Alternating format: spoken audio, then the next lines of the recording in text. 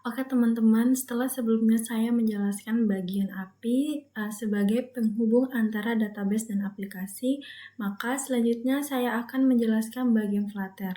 Nah, Flutter ini dia berperan sebagai aplikasi klien atau front-end yang digunakan oleh pengguna untuk berinteraksi dengan sistem seperti melihat produk, melakukan login, register, dan lain sebagainya.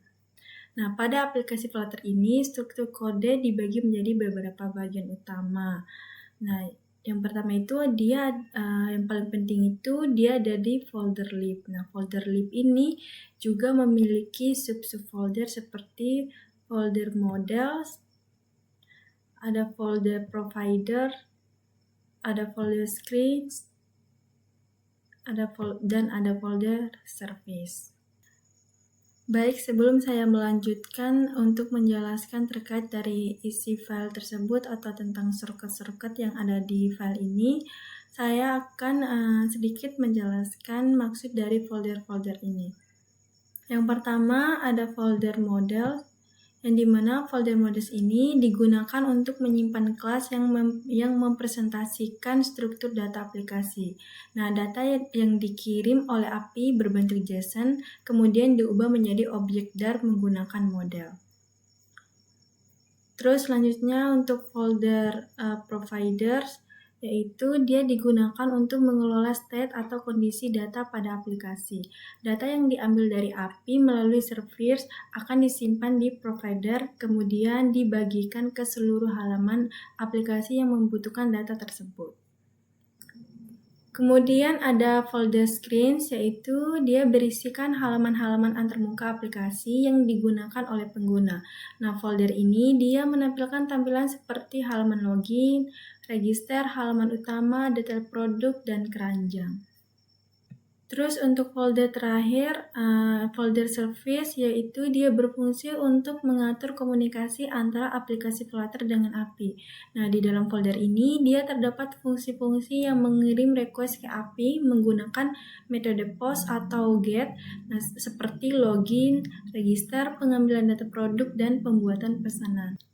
Nah, folder service ini dibuat agar kode pemanggilan API tidak bercampur dengan tampilan aplikasi. Oke, langsung saja saya akan menjelaskan terkait isi file serta shortcut kode yang ada. Yang pertama itu file main.dart. Nah, file main.dart ini merupakan file utama dalam aplikasi Flutter karena menjadi titik awal aplikasi dijalankan. Pada bagian awal terdapat beberapa import. Pada bagian awal terdapat beberapa import. Yang pertama itu ada import material Dart. Nah, import material Dart ini digunakan untuk komponen UI Flutter. Yang kedua ada import Intel atau date symbol data. Mana import ini digunakan untuk pengaturan format tanggal dengan lokasi Indonesia. Ketiga yaitu import provider. Nah, import provider ini digunakan sebagai statement manajemen dan car provider.dart berfungsi untuk mengelola data keranjang secara global. Import ini merupakan halaman utama aplikasi. Terus selanjutnya pada fungsi void main ini, aplikasi terlebih dahulu melakukan inisialisasi format tanggal menggunakan lokal Indonesia atau ID. Setelah itu, aplikasi dijalankan menggunakan run app. Kemudian di dalam run app ini, aplikasi dibungkus dengan chain notif provider. Nah, provider ini dia berfungsi untuk menyediakan car provider ke seluruh aplikasi, sehingga data keranjang dapat diakses dan diperbarui dari berbagai halaman tanpa harus mengirim data secara manual. Kemudian ada kelas app. Nah, kelas app ini merupakan root widget dari aplikasi yang di dalamnya itu terdapat material app yang dapat mengatur judul aplikasi, penghilangan banner debug, tema aplikasi, pengatur warna, dan tampilan app bar. Untuk pengaturannya di bagian ini. Terus pada bagian home ini, aplikasi disarankan ke main screen sebagai halaman utama saat aplikasi pertama kali dibuka. Nah, secara keseluruhan, FileMinder ini berfungsi untuk menjalankan aplikasi, mengatur tema global, menginisialisasi state management menggunakan provider, dan menentukan halaman utama aplikasi saat aplikasi dijalankan atau dibuka. Oke, selanjutnya saya akan menjelaskan isi file dari folder models. Nah, yang pertama itu file address model.tar. Untuk shortcut pertama yaitu import.convert. Import ini digunakan untuk mengelola data JSON yang dikirim dari API PHP menjadi data yang bisa digunakan di Flutter. Terus yang kedua ini ada fungsi address list from JSON. Nah, fungsi helper ini digunakan untuk mengubah JSON berbentuk list menjadi list objek alamat. Data diambil dari key data lalu setiap item dipetakan ke dalam model alamat. Terus selanjutnya yaitu membuat kelas alamat. Nah, kelas ini merupakan model alamat pengguna yang digunakan di aplikasi Flutter.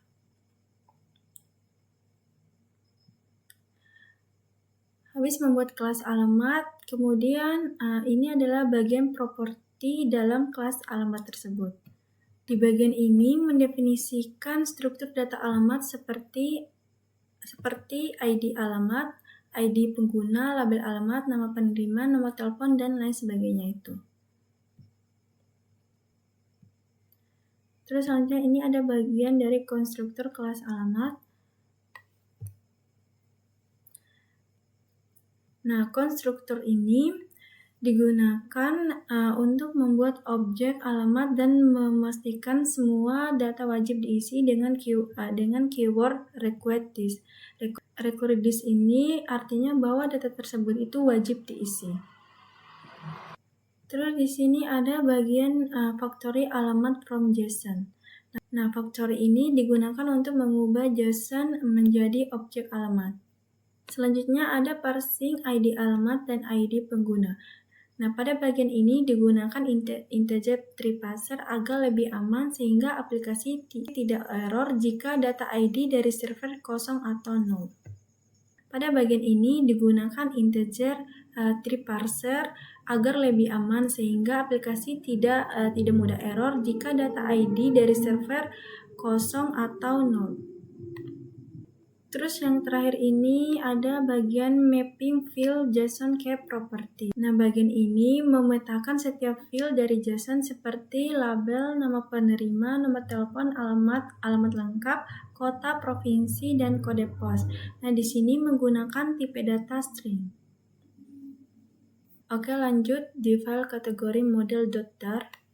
File kategori model.tar ini digunakan sebagai model kategori untuk menampung dan mengolah data kategori produk yang dikirim dari backend PHP natif ke aplikasi Flutter. Pada bagian pertama yaitu import dan convert.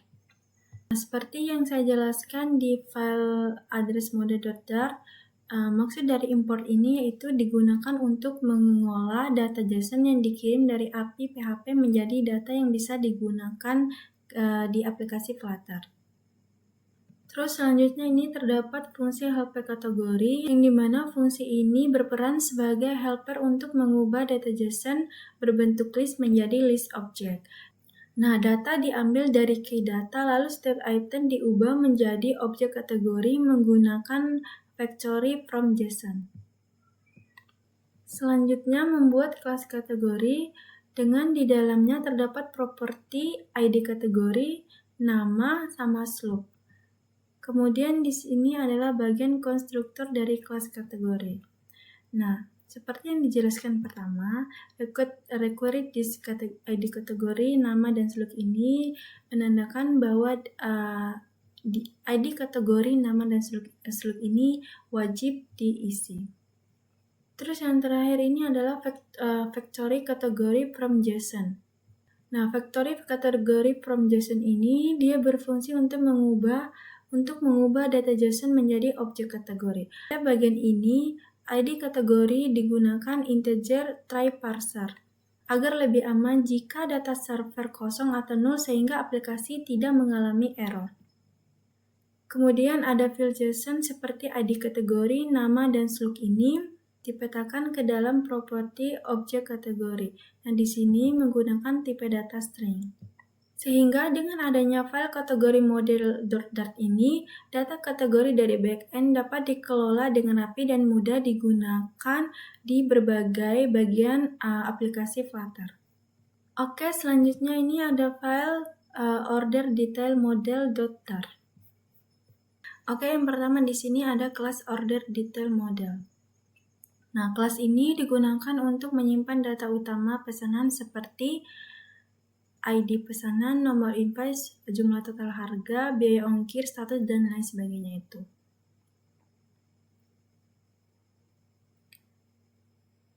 Ini adalah bagian dari properti kelas order detail model.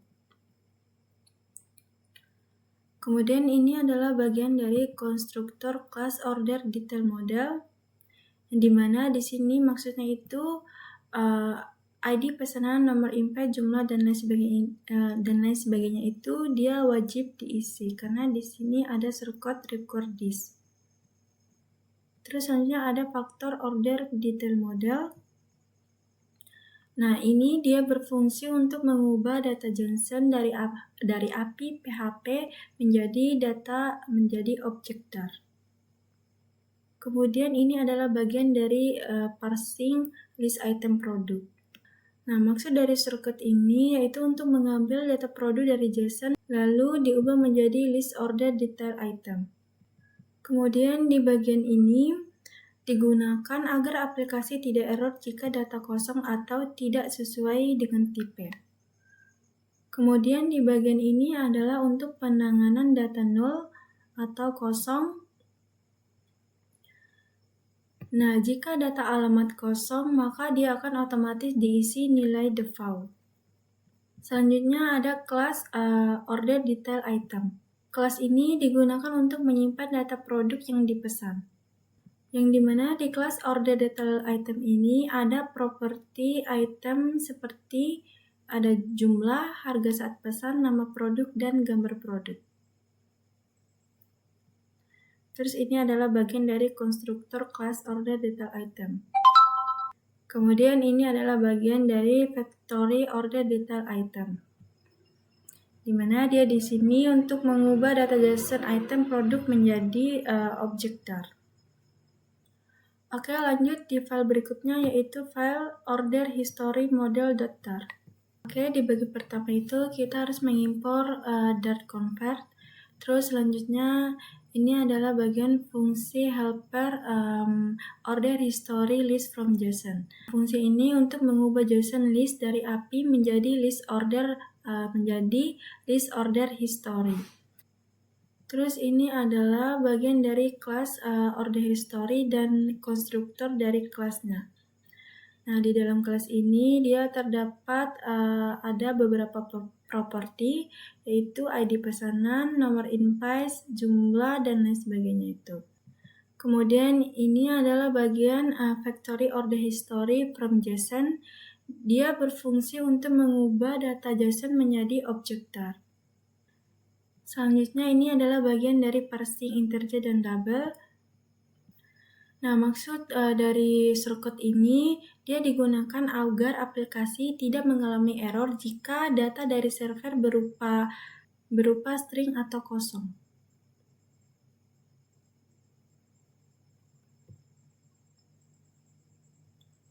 Terus yang terakhir ini adalah parsing tanggal. Yang dimana parsing tanggal ini dia untuk mengubah data tanggal dari string menjadi objek datetime agar mudah diolah dan diformat di UI. Oke, yang pertama di sini ada kelas product detail sama konstruktor dari kelas product detail. Nah, di baris ini dia mendefinisikan sebuah kelas bernama product detail yang berfungsi sebagai representasi data detail produk di Flutter. Di bagian ini dia berisi properti atau atribut dari produk. Nah, setiap atribut disesuaikan dengan data yang dikirim oleh API seperti ID produk, nama, slug, deskripsi, harga, stok, berat produk, dan lain sebagainya itu. Terus maksud dari shortcut final ini bahwa data tidak berubah setelah dibuat. Kemudian di sini ada final string tanda tanya. Nah, maksudnya ini dia boleh bernilai 0.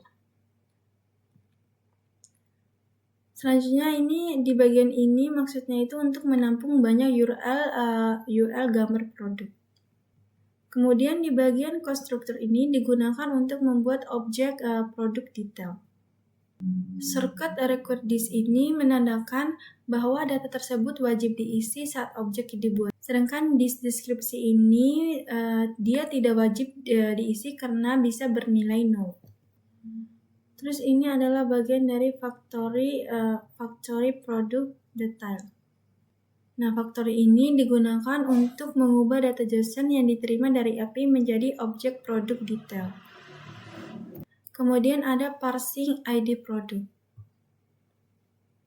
Baris ini digunakan untuk mengubah nilai ID produk dari JSON menjadi tipe integer. Nah, di sini digunakan try parser agar aplikasi tidak error jika data 0 atau bukan angka. Kemudian ada parsing nama sama slug. Data nama dan slug ini diambil langsung dari JSON dan dikonversi ke tipe string. Terus ini adalah parsing deskripsi. Deskripsi ini bersifat opsional sehingga menggunakan nullable string untuk menghindari error jika data kosong. Selanjutnya ada parsing harga. Harga konversi menjadi tipe double menggunakan try parser agar aman jika data tidak sesuai format. Kemudian ada parsing stok dan berat gram. Stok dan berat produk ini diubah ke tipe integer dengan cara parsing yang aman. Terus ini parsing untuk nama kategori, yang dimana nama kategori ini diambil dari hasil join API antara tabel produk dan tabel kategori. Terus yang terakhir adalah parsing daftar gambar. Nah, bagian ini digunakan untuk mengubah data daftar gambar dari JSON yang berbentuk list dynamic menjadi list string sehingga bisa digunakan langsung di Flutter. Oke, selanjutnya di file terakhir di folder models yaitu di file product model.tar. Oke, yang pertama itu kita harus mengimport .convert. Kemudian ini adalah bagian dari fungsi helper. Nah, fungsi ini digunakan untuk mengubah data JSON yang diterima dari API menjadi list objek produk. Kemudian ini adalah bagian dari kelas produk beserta atributnya yaitu ada ID produk, nama, harga, stok, dan gambar utama produk. Kemudian selanjutnya ini adalah bagian konstruktor dari kelas produk. Factory constructor from JSON ini digunakan untuk mengubah data JSON dari API menjadi objek produk. Di sini ada parsing ID produk. Bagian ini mengubah nilai ID produk dari JSON menjadi integer dengan cara yang aman menggunakan try parser. Selanjutnya ada parsing nama. Nah, nama produk ini diambil langsung dari JSON dan dikonversi menjadi string.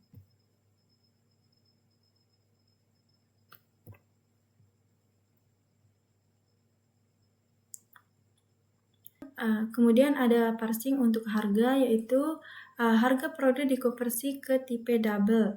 Nah, pengguna try parser ini memastikan aplikasi tetap aman jika data 0 atau format tidak sesuai. Terus ini adalah parsing untuk stok. Stok produk diubah menjadi integer dengan metode parsing yang aman.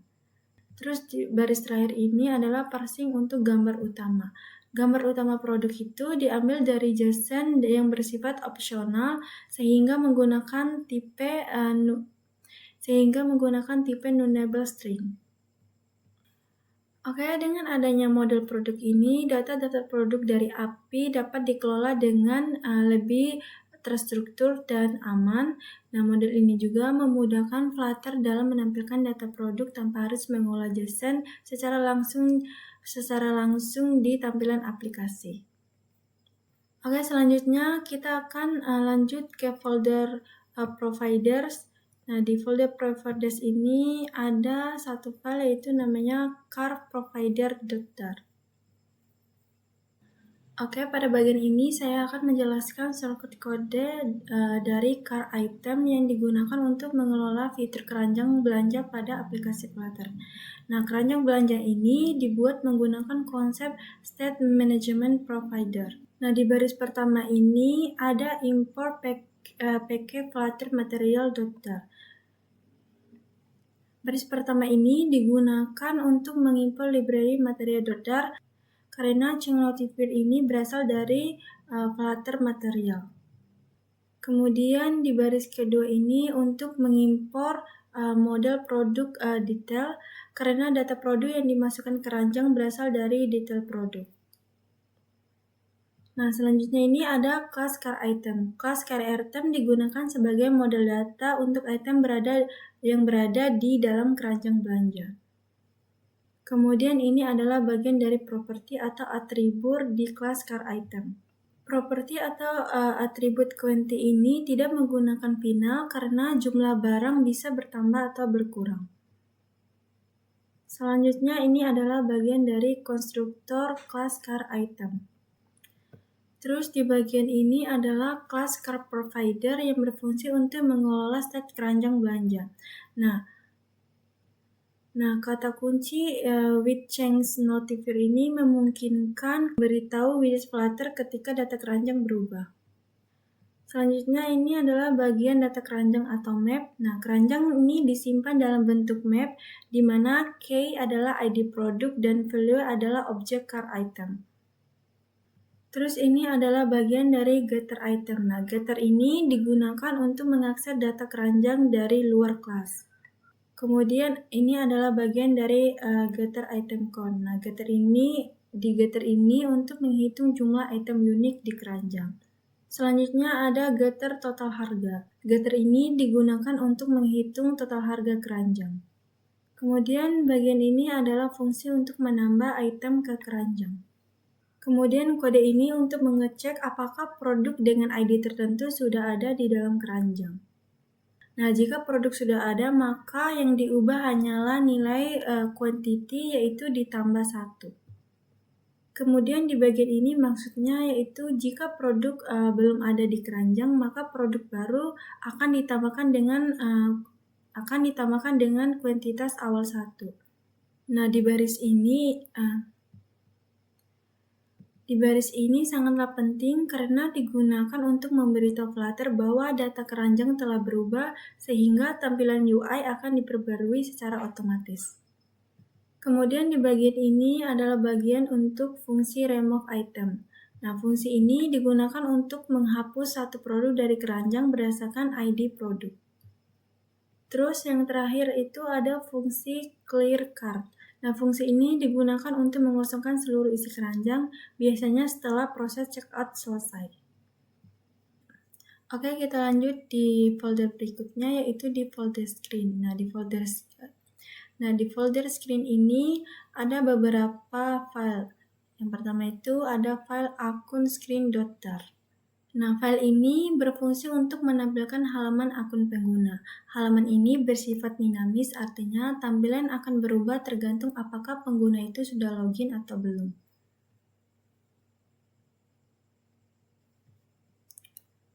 Oke, untuk shortcut kodenya yang pertama ini ada bagian import.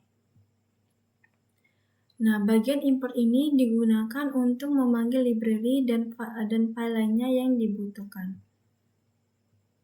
Yang dimana di sini ada import material.tar, kemudian ada import login screen dan register screen yang digunakan untuk navigasi autentikasi, dan ada import out service digunakan untuk mengecek status login. Kemudian ada import order history screen yang digunakan untuk menampilkan riwayat pesanan pengguna. Oke, yang pertama di sini ada kelas akun screen di mana halaman akun ini dibuat sebagai satellite widget. Kenapa satellite widget? Karena data di dalamnya bisa berubah seperti status login dan data pengguna. Terus selanjutnya ada kelas akun screen state. Nah, kelas ini berisi seluruh logika dan tampilan halaman akun. Kemudian ini adalah bagian inisialisasi Outservit dan state. Nah, Outservit ini digunakan untuk berkomunikasi dengan sistem autentikasi. Sedangkan variabel isLogin ini menyimpan status apakah pengguna itu sudah login atau belum.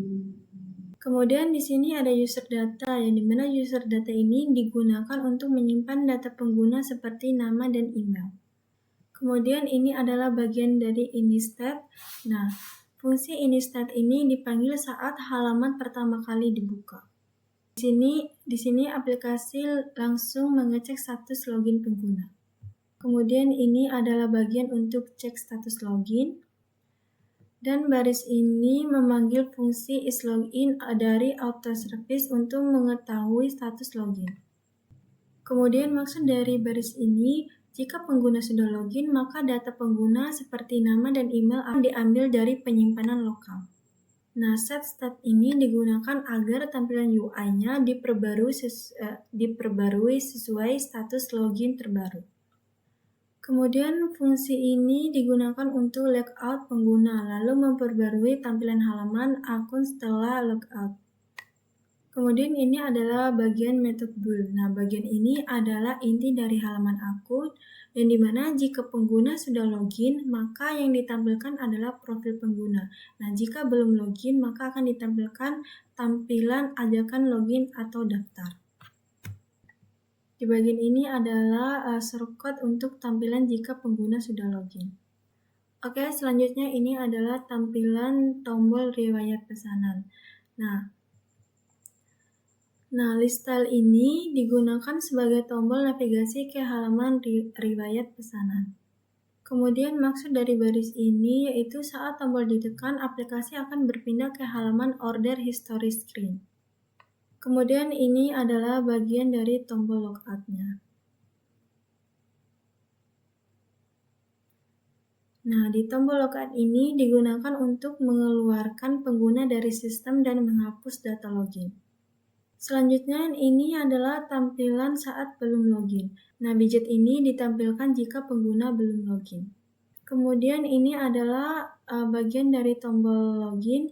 Nah, tombol login ini dia akan mengarahkan pengguna ke halaman login. Nah, maksud dari if result sama dengan true ini, jika login berhasil, maka halaman akun akan diperbarui otomatis. Terus yang terakhir ini ada tombol buat daftar. Nah, tombol daftar ini digunakan untuk berpindah ke halaman pendaftaran akun baru. Oke, dengan struktur seperti ini, maka halaman akun dapat menyesuaikan tampilan secara otomatis berdasarkan status login pengguna, serta yang dimana seluruh proses autentikasi dipisahkan ke dalam Outservit sehingga kode lebih rapi dan mudah dikembangkan. Oke, file selanjutnya yaitu file carscreen.tar. Oke, file ini berfungsi untuk menampilkan halaman keranjang belanja, menampilkan daftar produk yang dipilih pengguna, menghitung total harga, serta mengarahkan pengguna ke proses checkout dengan pengecekan status login. Yang pertama ini ada beberapa import package.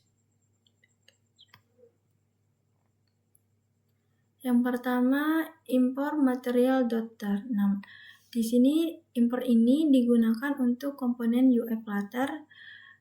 Terus import kedua ada import INTL, yaitu digunakan untuk memformat angka menjadi format mata uang rupiah. Kemudian import provider. Import provider digunakan untuk step manajemen keranjang belanja. Terus ada import card provider. Nah, di sini berisi logika penyimpanan data keranjang. Selanjutnya ada import checkout screen, digunakan untuk proses checkout. Terus yang terakhir ada import out service. Nah, import ini digunakan untuk mengecek apakah pengguna itu sudah login atau belum. Terus selanjutnya di sini ada kelas car screen. Nah, halaman keranjang dibuat sebagai status widget karena perubahan data keranjang dikontrol oleh car provider bukan oleh state local widget ini. Nah, Metal Build ini dia bertugas untuk membangun tampilan halaman keranjang. Kemudian baris ini digunakan untuk mengambil data keranjang dari card provider termaksud item dan total harga. Terus ini adalah format rupiah yang dimana kode ini digunakan untuk mengubah angka menjadi format mata uang rupiah sesuai standar Indonesia. Kemudian di sini untuk mengatur warna utama tema. Nah, warna utama aplikasi diambil dari tema agar tampilannya konsisten. Terus masuk dari Retur Skateful ini adalah kerangka dasar Flutter. Kemudian app bar menampilkan judul dengan nama keranjang saya dan tidak menampilkan tombol kembali. Kemudian di bagian ini maksudnya jika keranjang kosong aplikasi menampilkan ikon keranjang dan pesan bahwa keranjangnya masih kosong. Kemudian maksud di bagian ini adalah jika keranjang berisi item, maka akan ditampilkan daftar produk dan total harga. Nah, di bagian ini yaitu list view builder. Nah, digunakan untuk menampilkan daftar produk secara dinamis sesuai jumlah item yang ada di keranjang. Terus final ini maksudnya setiap item keranjang diambil dari map pada card provider dan diubah menjadi list. Nah, di bagian ini adalah untuk gambar produk, yang dimana jika produk memiliki gambar, maka gambar akan ditampilkan dari URL, nah jika tidak akan ditampilkan ikon placeholder. Terus di bagian ini adalah untuk menentukan atau mengatur nama dan harga produk. Lalu di bagian ini adalah untuk tombol hapus item. Nah, tombol hapus ini digunakan untuk menghapus item dari keranjang yang menggunakan fungsi remove item pada card provider. Terus bagian ini adalah bagian total dan checkout. Nah, bagian ini berada di bawah layar dan menampilkan total harga serta tombol checkout. Kemudian ini adalah bagian untuk menentukan total harganya. Lalu ini adalah bagian untuk tombol checkout, yang dimana saat tombol ditekan, maka sistem akan mengecek apakah pengguna sudah login. Yang dimana saat tombol checkout ditekan, maka sistem akan mengecek apakah pengguna itu sudah login. Kemudian di bagian ini untuk mengecek status login. Nah, out service ini digunakan untuk memastikan bahwa hanya pengguna yang sudah login yang bisa melakukan checkout. Kemudian di bagian ini maksudnya jika pengguna sudah login maka akan diarahkan ke halaman checkout. Dan jika belum login maka sistem akan menampilkan pesan bahwa pengguna harus login terlebih dahulu. Oke, dengan implementasi ini, halaman keranjang dapat menampilkan data secara real-time menggunakan provider, lalu menghitung total harga otomatis, serta menjaga keamanan transaksi dengan memastikan pengguna sudah login sebelum checkout. Lanjut ke file checkout screen.tar. Oke, file checkout screen.tar ini berfungsi untuk menangani proses checkout, mulai dari pemilihan alamat, pengiriman, menampilkan ringkasan pesanan hingga mengirim data pesanan ke API untuk disimpan ke database. Nah, untuk shortcut-nya di sini yang pertama itu ada bagian untuk mengimport package. Import yang pertama itu digunakan untuk kebutuhan tampilan UI, kemudian untuk format rupiah, terus state management menggunakan provider, mode alamat dan keranjang dan untuk komunikasi API backend. Selanjutnya ada class checkout screen. Nah, class checkout screen ini dibuat sebagai stateful widget karena halaman ini memiliki state dinamis seperti alamat yang dipilih dan status loading saat membuat pesanan. Kemudian ini ada class checkout screen state. Nah, kelas ini menyimpan seluruh logika yang state yang digunakan pada halaman checkout. Terus ini adalah bagian dari API service. Nah, objek API service digunakan untuk memanggil API backend, khususnya API pengambilan alamat dan pembuatan pesanan. Kemudian ini adalah bagian untuk alamat pengirim. Maksud dari shortcode alamat filter ini digunakan untuk menampung hasil pemanggilan API daftar alamat. Sedangkan select alamat itu digunakan untuk menyimpan alamat yang dipilih oleh pengguna. Kemudian ini adalah bagian untuk status loading. Nah, variabel ini digunakan untuk menampilkan indikator loading pada tombol buat pesanan agar tidak ditekan berulang kali. Kemudian ini adalah bagian dari ini step, di mana saat halaman checkout dibuka, maka aplikasi langsung memanggil API untuk mengambil daftar alamat pengguna. Terus di bagian ini merupakan fungsi utama, yang dimana fungsi ini adalah inti dari proses checkout, yaitu untuk mengirim data pesanan ke backend. Kemudian di baris ini yaitu untuk mengambil data keranjang. Nah, data keranjang itu diambil dari cart provider termasuk produk, jumlah, dan total harga. Kemudian di bagian ini yaitu untuk melakukan validasi alamat. Sistem itu memastikan bahwa pengguna sudah memilih alamat pengiriman sebelum membuat pesanan. Lanjut di bagian ini adalah bagian untuk aktifkan loading. Nah, loading diaktifkan agar pengguna tahu bahwa sistem sedang memproses pesanan. Nah, kemudian di bagian ini yaitu untuk pemanggilan API create order. Pada bagian ini, Flutter mengirim data alamat dan data keranjang ke API backend, yang dimana di backend itu data tersebut diproses menggunakan transaksi database untuk memastikan bahwa penyimpanan pesanan dan detail pesanan berjalan secara konsisten. Kemudian, jika pesanan berhasil, maka keranjang dikosongkan agar data lama tidak tersisa. Kemudian di bagian ini yaitu untuk menampilkan dialog sukses. Nah, dialog ditampilkan sebagai konfirmasi bahwa pesanan itu berhasil dibuat. Kemudian di bagian ini adalah bagian untuk navigasi ke halaman utama. Nah, pengguna tersebut diarahkan kembali ke halaman utama aplikasi. Kemudian jika mengalami kegagalan, misalnya stok habis atau error server, maka sistem akan menampilkan pesan kesalahan. Kemudian ini adalah bagian dari build UI checkout. Nah, metode build ini bertugas untuk menyusun seluruh tampilan halaman checkout. Terus di sini adalah bagian untuk perhitungan total, yang dimana biaya ongkirnya nanti ditambahkan ke total harga produk untuk mendapatkan total pembayaran. Return stateful ini merupakan kerangka dasar Flutter, yang dimana untuk mengatur app bar, material app, teks, dan lain sebagainya itu. Nah, di bagian ini teman-teman bisa mengatur atau mendesain widget-widget yang akan ditampilkan di halaman checkout screen. Baik, saya akan lanjut ke file berikutnya yaitu file homescreen.tar. Oke, file homescreen.tar ini berfungsi sebagai halaman utama aplikasi yang menampilkan kategori produk, daftar produk terbaru, serta menjadi pintu masuk ke halaman detail produk.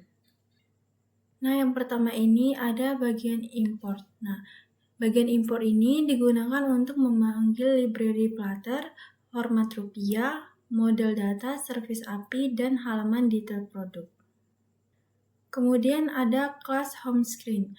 Nah, class homescreen ini dibuat sebagai stateful widget karena data kategori dan produk bersifat dinamis dan diambil dari API. Kemudian di bagian ini adalah bagian variable state, yang dimana API service akan menghubungkan ke backend. Kemudian ada feature list. Nah, feature list ini untuk menampung data hasil API. Kemudian ini adalah bagian untuk format mata uang rupiah. Selanjutnya ini adalah bagian ini step. Nah, ini step ini dipanggil pertama kali saat halaman dibuka untuk inisialisasi API dan memanggil data kategori dan produk. Kemudian ini adalah bagian dari metode load data. Nah, metode data ini maksudnya itu untuk mengambil data kategori dan produk dari API dan menyimpannya ke variabel fitur. Selanjutnya, ini adalah bagian refresh data atau pull to refresh. Bagian ini digunakan agar pengguna bisa memperbarui data tanpa menutup aplikasi. Kemudian ini adalah bagian dari build method. Nah, build method ini yaitu untuk membangun tampilan utama halaman home dan mengambil warna utama dari tema aplikasi.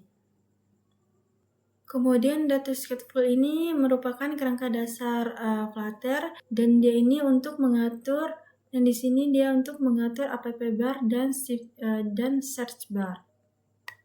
Kemudian ini adalah bagian untuk mengatur icon keranjang dan notifikasi yang dimana elemen UI tambahan untuk pengalaman pengguna. Nah, ini adalah bagian dari refresh indicator, yaitu untuk mengaktifkan fitur tarik ke bawah untuk refresh data.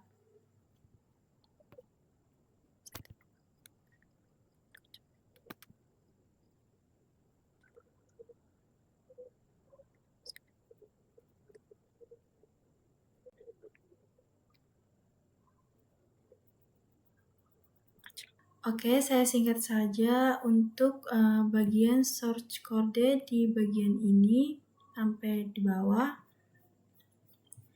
Yang dimana source code ini digunakan untuk membangun halaman utama aplikasi e-commerce menggunakan Flutter dengan Stateful sebagai struktur utama.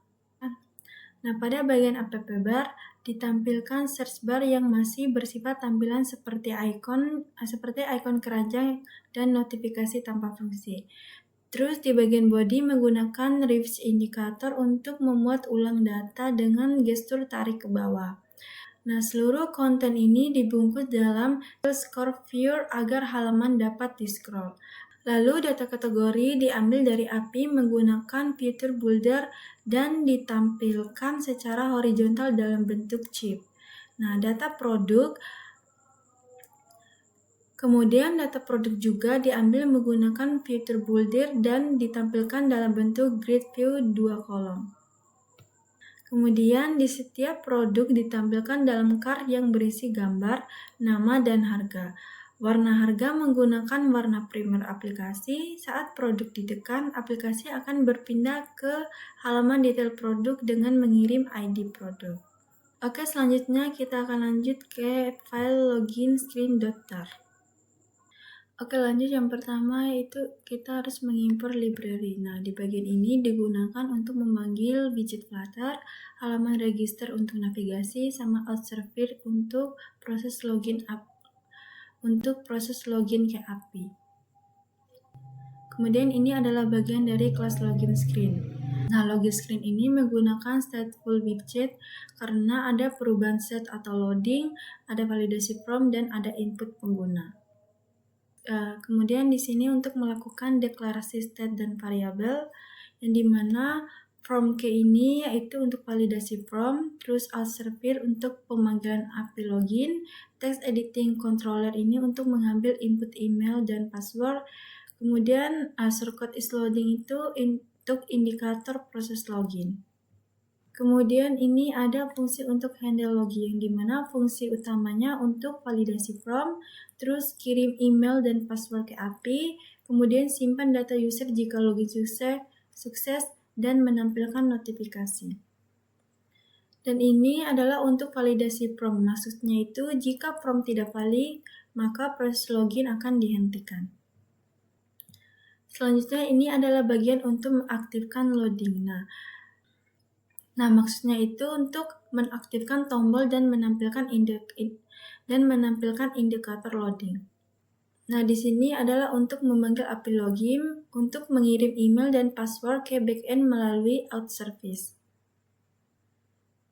Kemudian di bagian ini, jika API mengembalikan status sukses, maka data user disimpan ke set preference dan akan menampilkan pesan sukses, kemudian kembali ke halaman sebelumnya.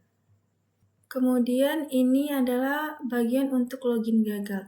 Jika email atau password salah, maka tampilannya pesan akan error dari API. Kemudian di bagian catch ini untuk menangani error. Dan bagian ini adalah untuk mematikan loading, yang dimana loading akan dimatikan setelah proses selesai. Dan ini adalah bagian dispatch controller, yaitu untuk membersihkan memori agar tidak terjadi memory lag. Kemudian di bagian return skill dan lainnya ini untuk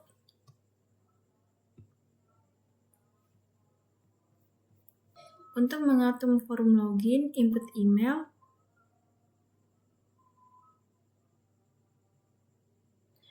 input password, tombol login, dan yang terakhir yaitu untuk mengatur navigasi ke register.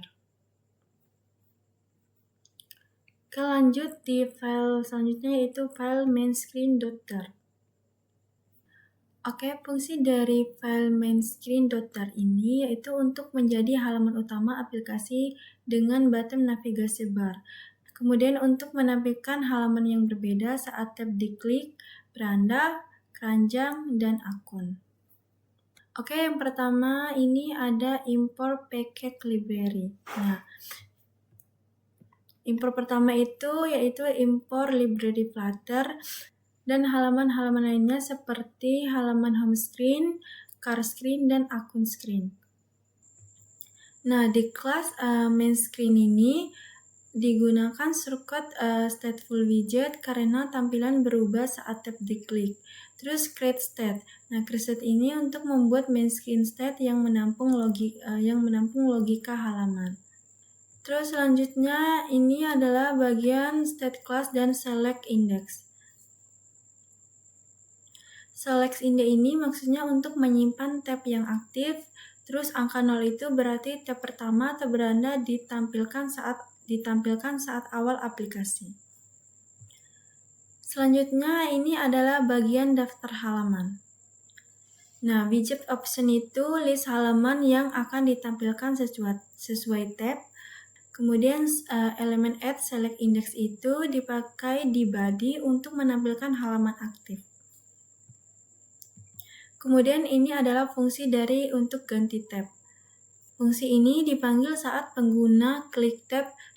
Terus maksud dari set state itu untuk refresh UI agar menampilkan halaman baru sesuai select index. Kemudian ini adalah bagian dari build method dan scaffold. Nah, build artinya untuk membangun tampilan layar, kemudian primary color itu warna utama aplikasi untuk tab aktif, terus body itu untuk menampilkan halaman aktif sesuai select index. Kemudian ini adalah bagian dari button navigasi bar, yang dimana shortcut items itu untuk icon dan label untuk setiap tab, terus current index itu artinya tab aktif, kemudian select item color itu untuk warna tab yang aktif, terus on tab itu merupakan suatu fungsi, kemudian on item tab itu untuk ganti ke halaman berikutnya, lalu yang terakhir itu ada type vsec.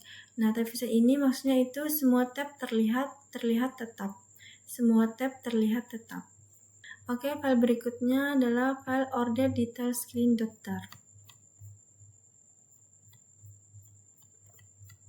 Oke, lanjut.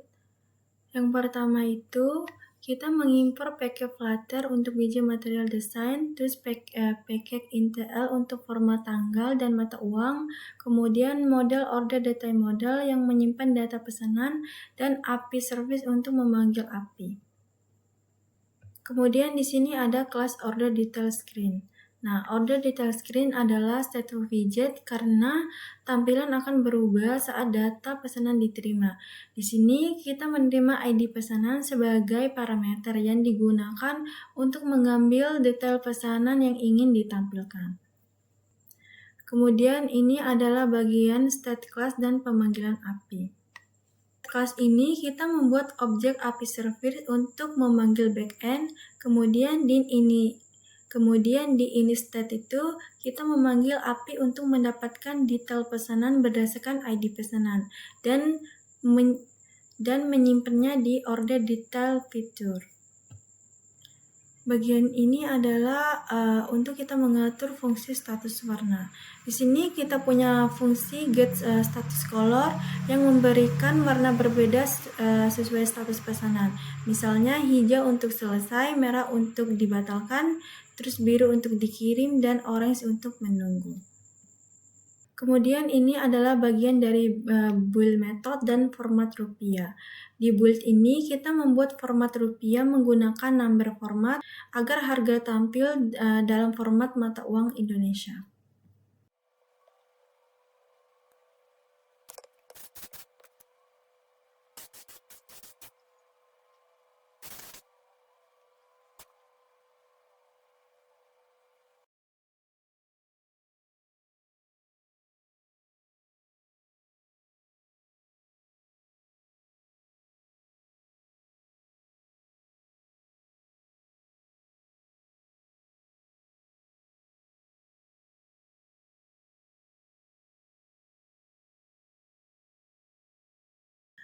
Oke, untuk berikutnya yaitu file placeholder screen.tar.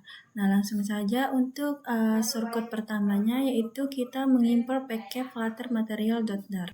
Bagian ini berfungsi untuk mengimpor library material desain milik Flutter. Nah, dengan import ini kita bisa menggunakan widget seperti Sketchful, appbar, test, center, dan stateless widget. Nah, kelas placeholder screen ini merupakan sebuah widget stateless yang artinya tidak menyimpan perubahan data atau state, kemudian tampilannya bersifat statis. Nah, cocok digunakan untuk halaman sementara atau placeholder. Untuk bagian ini merupakan variabel title yang digunakan untuk menyimpan judul halaman yang akan ditampilkan di appbar, kemudian digunakan juga dalam teks di tengah layar. Selanjutnya ini adalah bagian dari konstruktor placeholder.screen. Konstruktor ini mengharuskan parameter title diisi atau required, kemudian menggunakan superkey untuk optimasi widget tree Flutter, yang dimana dia ini memungkinkan halaman ini dipakai ulang dengan judul yang berbeda, misalnya keranjang, akun, favorit, dan lain sebagainya itu. Terus ini adalah bagian dari method build. Method build ini berfungsi untuk menentukan tampilan UI. Selanjutnya ada retroscapeful. Nah, retroscapeful ini berfungsi sebagai kerangka dasar halaman yang menyediakan appbar, body, dan struktur standar aplikasi material design. Bagian ini merupakan untuk menampilkan appbar di atas halaman, kemudian ada judul appbar diambil dari nilai titel. Selanjutnya ada body center. Nah, widget center ini digunakan untuk menempatkan konten tepat di tengah layar, kemudian memberikan tampilan sederhana dan rapi. Selanjutnya ini adalah bagian dari teks halaman. Nah, widget teks ini menampilkan tulis halaman judul yang menggunakan interpolasi string, yaitu $title, kemudian memiliki ukuran font 24 dan berwarna abu-abu. Jadi dapat kita simpulkan di halaman placeholder ini adalah sebagai halaman sementara yang digunakan saat fitur belum dibuat dan bisa digunakan ulang untuk banyak tab hanya dengan mengganti titel. Oke, selanjutnya kita akan lanjut di file product detail screen.tar. Oke, di bagian pertama itu ada bagian impor. Di bagian impor ini ada beberapa impor. Yang pertama itu ada impor material.dar. Impor ini untuk menyediakan widget dasar Flutter seperti appbar, Sketchful, run app, test, dan lain sebagainya. Kemudian ada impor intl. Nah, digunakan untuk memformat angka menjadi format mata uang rupiah. Selanjutnya ada impor provider. Impor ini digunakan untuk manajemen state. Kemudian ada impor produk detail model.dar. Di bagian ini adalah untuk model data detail produk dari API. Kemudian ada impor card provider.dar. Nah, impor ini juga merupakan provider untuk mengelola data keranjang. Terus input terakhir ada API service .dar. Import API service .dar itu sebagai service untuk mengambil data produk dari API backend. Oke, berikutnya ini adalah bagian dari kelas produk detail screen dan konstruktor produk detail screen. Kelas ini adalah stateful widget karena mengambil data dari API dan perlu penyimpanan state hasil fetch data produk. Terus variabel ID produk ini untuk menerima ID produk dari halaman sebelumnya dan digunakan sebagai parameter saat mengambil detail produk dari API. Selanjutnya ini adalah kelas produk detail screen state. Kelas ini berfungsi untuk mengelola logika, mengelola data produk, dan mengatur tampilan UI detail produk. Kemudian di bawahnya itu ada bagian deklarasi variabel. API service digunakan sebagai objek untuk memanggil API. Kemudian ada fitur produk detail. Kode itu digunakan untuk menyimpan hasil pemanggilan API yang akan dipakai oleh fitur builder untuk menampilkan UI berdasarkan status data. Nah, di bagian number format rupiah itu digunakan untuk mengubah harga produk menjadi format rupiah. Ini adalah bagian dari method initState. Metode ini akan dijalankan satu kali saat halaman pertama kali dibuka, yang fungsinya itu untuk menginisialisasi API service, terus memanggil fungsi fetch product detail dengan ID produk, kemudian untuk menyimpan hasilnya dalam fitur product detail. Terus ini adalah bagian dari metode build. Nah, metode ini untuk menyusun seluruh tampilan UI halaman detail produk. Bagian ini merupakan untuk mengatur primary color, yang dimana kita akan mengambil warna utama aplikasi dari tema, sehingga warna tombol dan harga konsisten dengan desain aplikasi. Oke, selanjutnya itu ada bagian return scaffold. Nah, return scaffold ini digunakan sebagai kerangka dasar utama halaman yang terdiri dari app bar, body, dan bottom navigation bar. Jadi, di bagian return scaffold ini,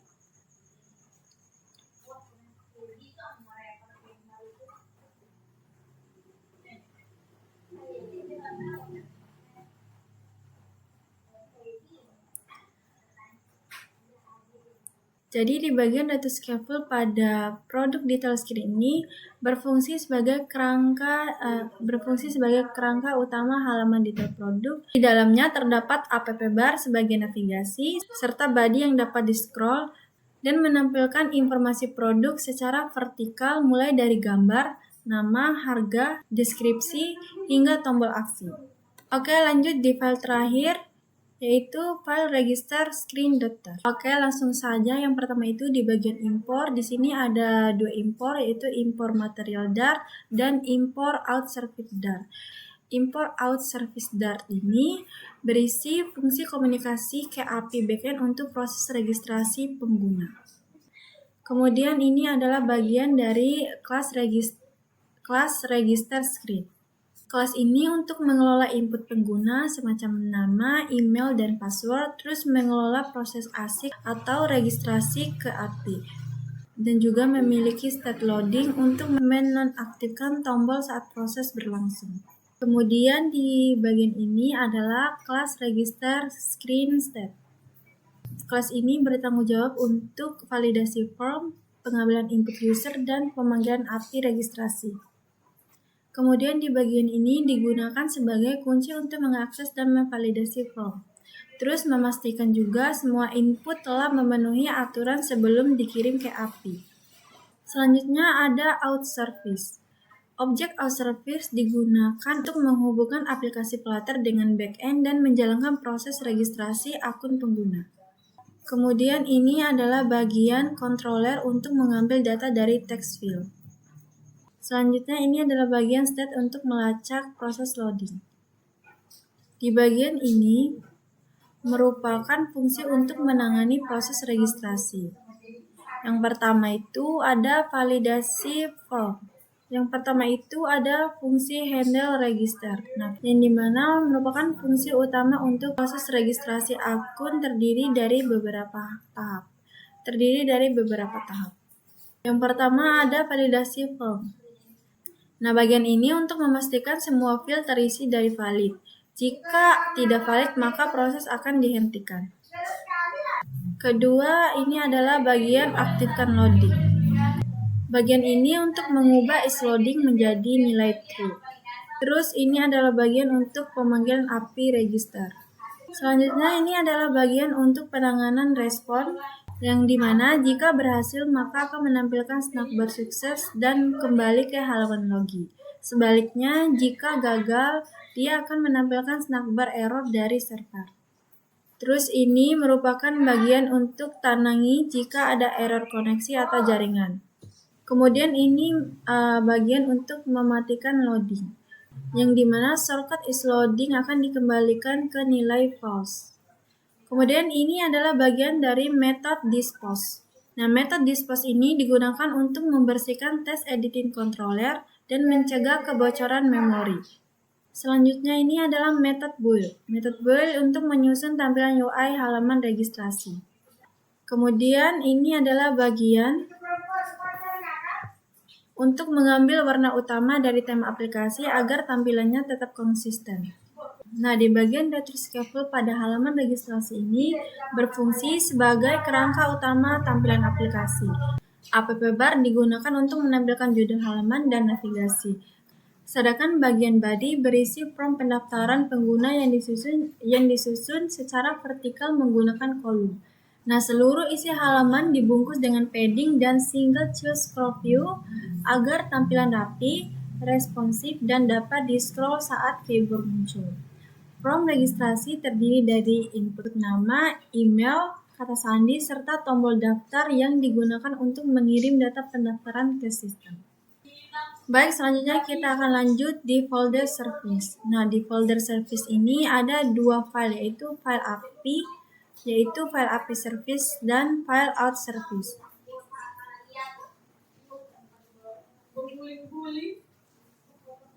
Oke, file ini berperan sebagai jembatan komunikasi antara aplikasi Flutter dengan API. Nah, seluruh proses HTTP request, pengiriman data, dan pengambilan respon JSON dipusatkan di kelas ini agar kode lebih rapi, mudah dirawat, dan tidak bercampur dengan logika UI.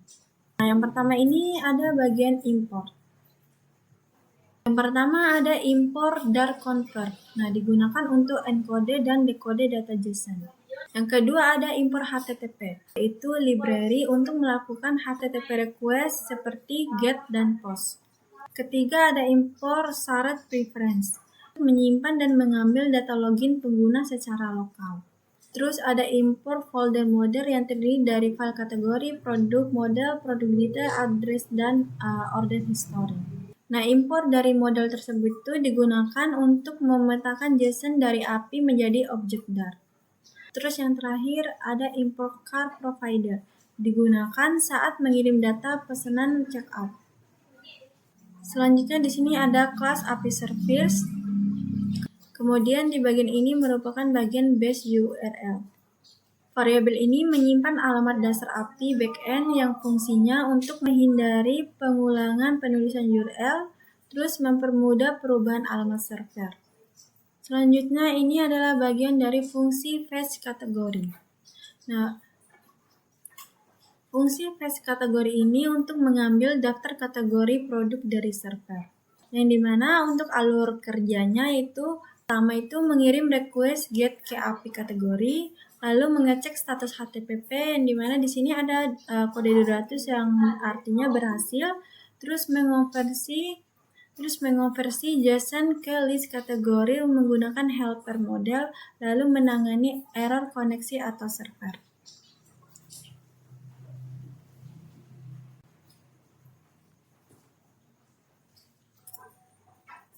Selanjutnya ini bagian dari fungsi fetch product. Fungsi fetch product digunakan untuk mengambil daftar produk. Nah, untuk alur kerjanya juga sama dengan kategori. Lanjut untuk fungsi fetch product detail. Fungsi ini digunakan untuk mengambil detail satu produk berdasarkan ID. Nah, di sini menggunakan parameter tanda tanya ID pada URL, lalu mengambil satu objek produk, lalu dia akan mengakses bagian data dari JSON, kemudian mengonversi JSON ke objek produk detail. Kemudian ini adalah bagian dari fungsi fetch alamat, yaitu berfungsi untuk mengambil daftar alamat pengguna yang sedang login. Kerjanya yang pertama itu dia mengambil ID pengguna dari shared preference. Nah, jika belum login dia akan melempar error lalu mengirim request get ke API alamat. Kemudian akan diparsing JSON ke list alamat. Selanjutnya ini adalah fungsi untuk create order.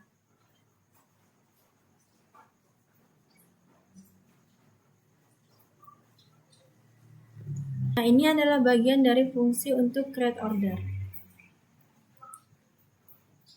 Fungsi ini untuk menangani proses checkout atau pembuatan pesanan, yang dimana tahapan prosesnya itu yang pertama mengambil ID pengguna dari penyimpanan lokal, kedua mengubah data keranjang menjadi list JSON, ketiga menyusun data pesanan yaitu ID pengguna, ID alamat, total harga, dan lain sebagainya itu. Terus keempat mengirim data ke server menggunakan post JSON. Lalu yang terakhir itu untuk mengembalikan respon dari API.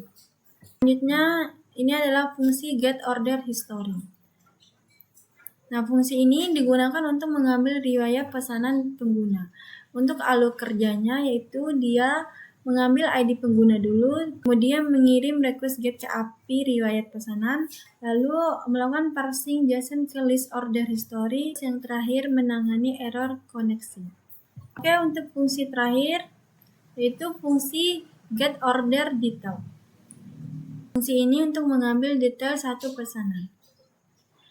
Di fungsi ini menggunakan parameter ID pesanan, terus mengambil data dari field data pada JSON, lalu mengonversi ke objek order detail model. Oke, lanjut di file outService.dart. Baik, file outService ini berfungsi sebagai service autentikasi yang menangani registrasi akun pengguna, login pengguna, penyimpanan sesi login, logout pengguna, dan pengecekan status login. Oke, di bagian import ini ada import .convert, import HTTP, dan import shared preference. Kemudian ada class outService. Nah, di bagian ini sama kayak di file API service, yaitu bagian base URL. Nah, variabel ini untuk menyimpan alamat dasar API backend. Terus selanjutnya ini adalah fungsi dari registrasi. Nah, fungsi ini digunakan untuk mendaftarkan akun baru ke sistem. Untuk alur kerjanya yang pertama itu mengirim request post ke endpoint register, kedua mengirim data dalam format JSON yaitu nama, email, dan kata sandi. Ketiga menerima respon JSON dari server, terus keempat mengembalikan hasil ke UI untuk ditampilkan ke. Terus yang terakhir itu untuk menangani error jika koneksi gagal. Selanjutnya ini adalah fungsi untuk login. Nah, fungsi ini digunakan untuk proses autentikasi pengguna. Untuk alur kerjanya yaitu dia mengirim request post ke endpoint login, lalu mengirim email dan kata sandi dalam format JSON, kemudian menerima respon dari server lalu mengembalikan hasil login ke UI. Nah, jika login berhasil, maka data yang diterima akan disimpan pengguna shared preference. Terus ini merupakan bagian untuk menyimpan data login atau shared preference. Nah, setelah login berhasil, data pengguna disimpan secara lokal agar pengguna tetap login meskipun aplikasi ditutup. Dan data tersebut dapat diakses oleh halaman lain. Oke, selanjutnya itu ada fungsi logout. Nah, fungsi ini digunakan untuk menghapus seluruh data login dari perangkat, terus mengakhiri sesi pengguna, lalu memastikan pengguna harus login ulang. Kemudian ini adalah fungsi dari isLogin. Fungsi ini digunakan untuk mengecek apakah pengguna masih login. Biasanya dipanggil saat splash screen atau awal aplikasi. Kemudian menentukan aplikasi menampilkan halaman login atau home. Jika data tidak ditemukan, maka otomatis mengembalikan nilai false. Terus yang terakhir ini adalah fungsi untuk get user data. Nah, fungsi get user data ini digunakan untuk mengambil data pengguna yang sedang login, kemudian menampilkan nama atau email di halaman akun, dan digunakan oleh fitur lain yang membutuhkan data pengguna. Nah, dapat saya simpulkan, folder lib ini merupakan pusat pengembangan aplikasi Flutter yang berisi seluruh logika dan tampilan aplikasi. Di dalamnya terdapat subfolder models untuk struktur data, terus provider untuk pengolahan state, ada folder screen untuk tampilan halaman dan service untuk komunikasi dengan API, serta ada file main.dar sebagai titik awal menjalankan aplikasi. Nah, struktur ini membuat aplikasi lebih rapi, terorganisir, dan mudah untuk dikembangkan. Oke, setelah saya menjelaskan struktur utama pada folder lib, yaitu terkait isi file serta serukut-serukut kodenya, selanjutnya saya akan menjelaskan beberapa file konfigurasi penting yang mendukung jalannya aplikasi, yaitu pubspec YAML dan Android manifest. Di file pubspec YAML ini, di bagian pertama ini ada identitas project. Name menentukan nama project Flutter. Nah, di sini nama projectnya itu adalah UBG Shop. Nama ini digunakan sebagai identitas aplikasi. Ada deskripsi yang berisi deskripsi singkat project. Meskipun masih default, bagian ini berfungsi sebagai penjelasan umum. Tujuan aplikasi. Selanjutnya ada bagian publish to, menandakan bahwa project ini tidak akan dipublishkan ke pubdev. Kemudian ini merupakan bagian untuk menentukan versi aplikasi yang terdiri dari 1.0.0 itu maksudnya itu versi name atau versi aplikasi. Kemudian +1 itu maksudnya itu versi kode. Selanjutnya ada bagian environment, yaitu untuk menentukan versi dar SDK minimum yang digunakan. Nah, SDK yang digunakan di sini menandakan proyek ini hanya bisa dijalankan pada dar versi 3.9.2 atau lebih baru. Selanjutnya ini adalah bagian dari dependensi.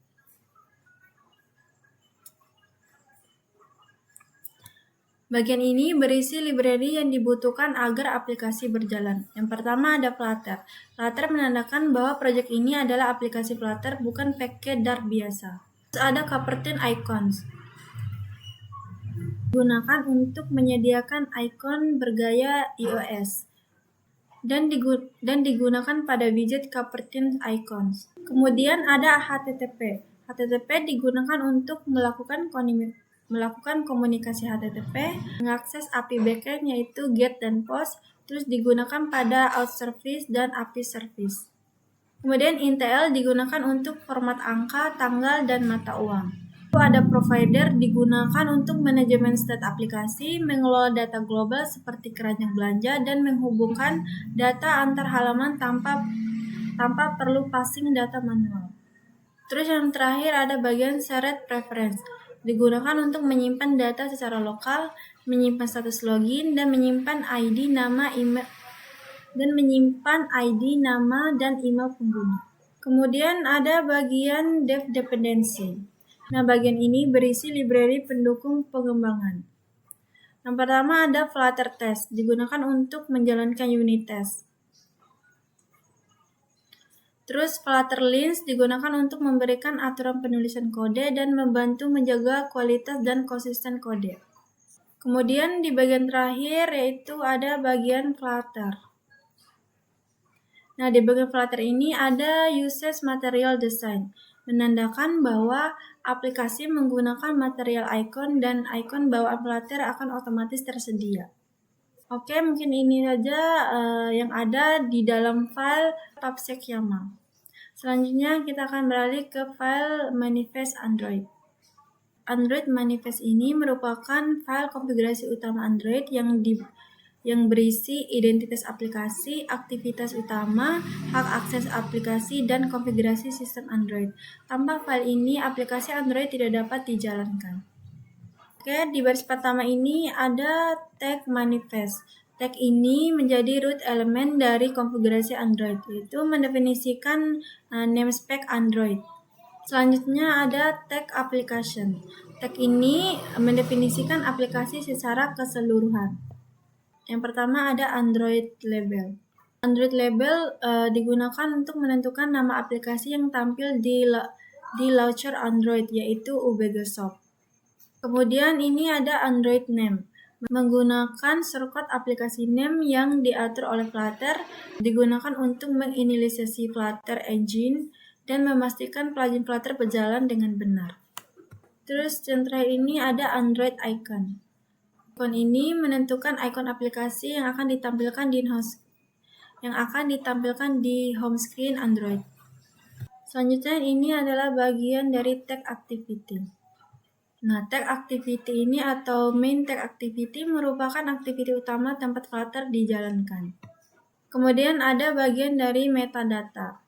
Metadata ini menentukan tema Android yang digunakan setelah Flutter siap. Kemudian mengatur latar belakang jendela aplikasi dan membuat transisi dari splash screen ke Flutter UI lebih mulus. Kemudian ini adalah bagian dari intent filter. Ini menentukan bahwa activity ini adalah entry point aplikasi, kemudian akan muncul di launch Android dan akan dijalankan saat aplikasi dibuka. Nah, tanpa bagian ini aplikasi tidak bisa diluncurkan. Terus selanjutnya ini adalah bagian metadata Flutter embedding. Digunakan oleh Flutter Tool untuk menentukan versi Flutter embedding dan menjamin kompatibilitas plugin. Nilai 2 menunjukkan pengguna Flutter embedding terbaru. Terus yang terakhir ini ada tag queries. Bagian ini digunakan untuk mendukung kebijakan pakai visibilitas Android 11 Plus. Terus mengizinkan aplikasi untuk memproses tes dari aplikasi lain. Lalu digunakan oleh plugin Flutter tertentu. Demikian penjelasan mengenai struktur folder, isi file, serta shortcut kode pada aplikasi UBGSoft mulai dari database, folder API, dan folder Flutter. Yang dimana di folder Flutter itu mulai dari folder lib, file konfigurasi, hingga fungsi setiap bagian pendukungnya. Semoga penjelasan ini dapat memberikan gambaran yang jelas mengenai alur kerja dan struktur aplikasi Flutter yang dikembangkan. Oke, sekian dan terima kasih. Wassalamualaikum warahmatullahi wabarakatuh.